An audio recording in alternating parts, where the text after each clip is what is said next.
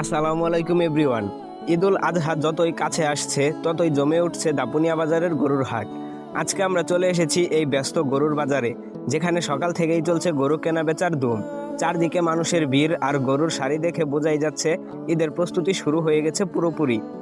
আপনারা দেখতেই পাচ্ছেন হাটের প্রতিটা জায়গায় এখন ক্রেতা আর বিক্রেতাদের ব্যস্ততা। কেউ গরুর দাম জিজ্ঞেস করছেন, কেউ দরদাম করছেন, আবার কেউ পছন্দের গরু দেখে রেখে যাচ্ছেন। ছোট গরু থেকে শুরু করে বড় বড় আকর্ষণীয় গরুও রয়েছে এই হাটে। কিছু গরু এতটাই সুন্দর আর স্বাস্থ্যবান যে মানুষ শুধু দেখতেই ভিড় করছে। অনেক খামারি দূর দূরান্ত থেকে তাদের গরু নিয়ে এসেছেন। তারা বলছেন কয়েক মাস ধরে যত্ন করে গরুগুলো বড় করেছেন শুধু কোরবানি ঈদকে সামনে রেখে।